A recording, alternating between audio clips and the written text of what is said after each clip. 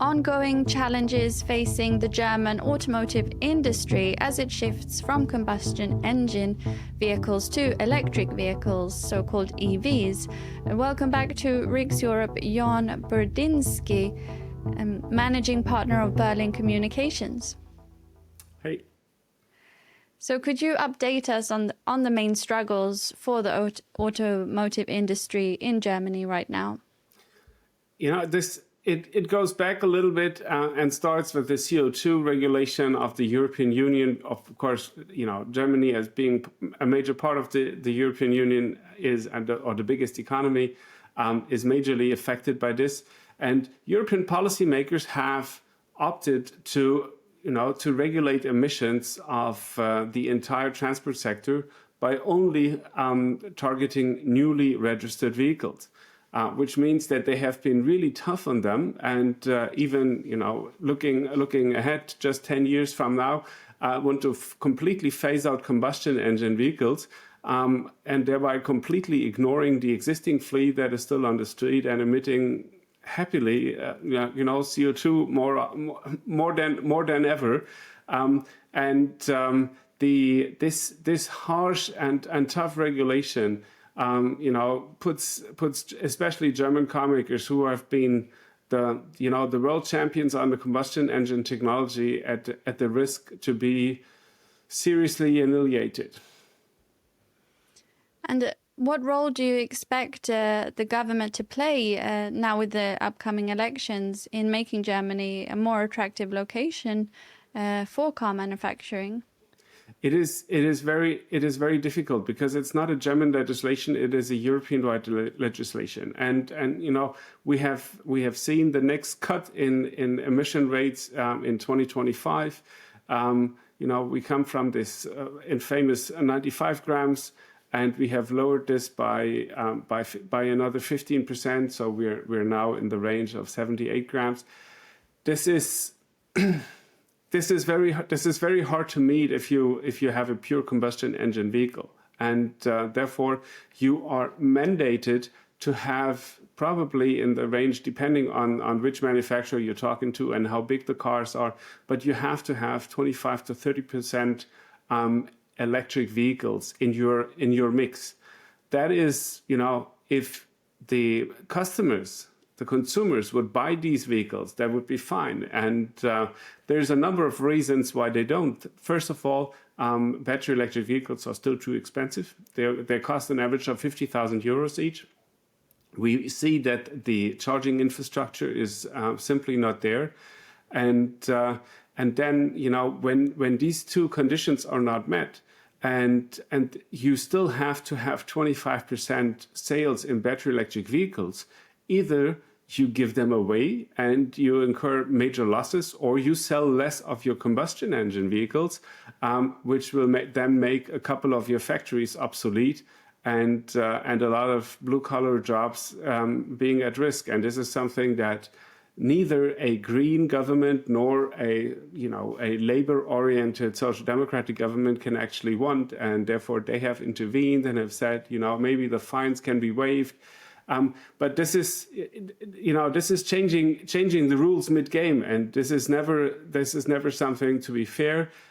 We have seen that now with the emphasis on battery electric vehicles, that this is basically an invitation for Chinese manufacturers to come and enter the European market. And they are providing the cheap battery electric vehicles that we all need, but then of course they are Chinese, so we impose punitive tariffs on them to keep them out of the European market.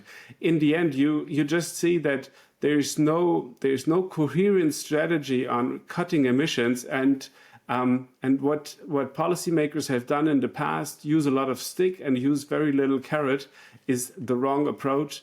Other countries or other major markets like China or the US are much more oriented towards offering carrots to manufacturers, and that actually has proven to be the more successful strategy in this.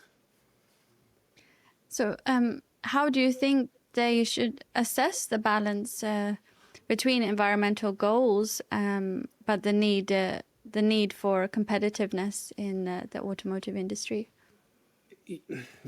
if you put too much of an emphasis and on the speed for the transition in favor environmental gains, you will see that the far and extreme right in the political spectrum will further increase, and ultimately they will bring down the entire environmental legislation when they do the next review in the next term of the European Commission.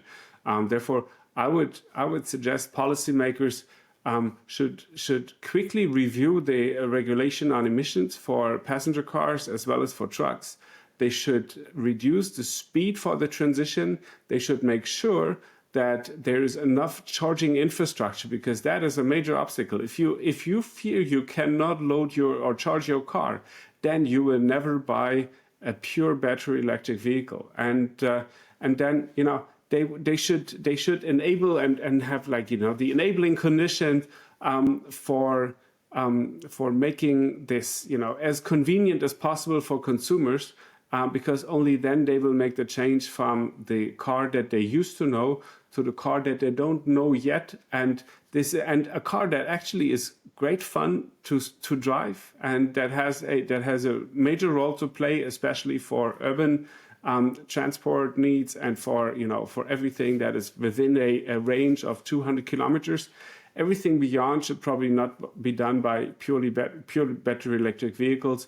And I see a big role here in the fuel cell vehicles that a lot of the manufacturers are also offering now, or are in the process of offering, because they see that the convenience is much better for long distance traveling. How do you believe the outcome of the elections could affect the future automotive industry in Germany? Do you think we will see any improvements?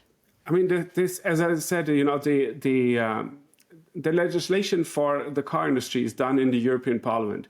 That election we had last year, we now see a solid majority on the right, and if that majority unites, then they will rewrite the entire legislation, and we will not have a phase out in 2035, and we will probably also not have such a steep reduction in 2030, and we might in the end not have a phase out of the combustion engine at all, but rather have the option to fuel your cars with synthetic fuels.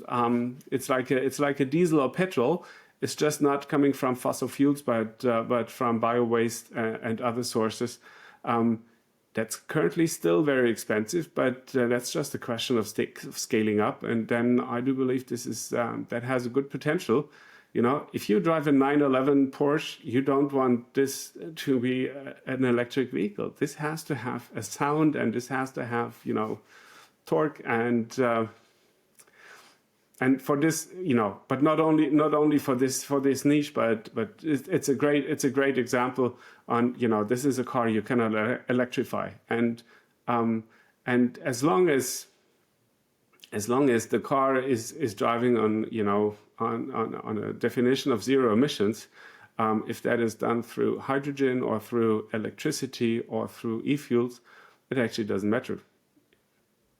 That's what the auto industry calls technology openness, and the NGOs, formerly known NGOs, actually we know them as government-funded organizations, as they get a lot of money from the Commission and also from the national governments.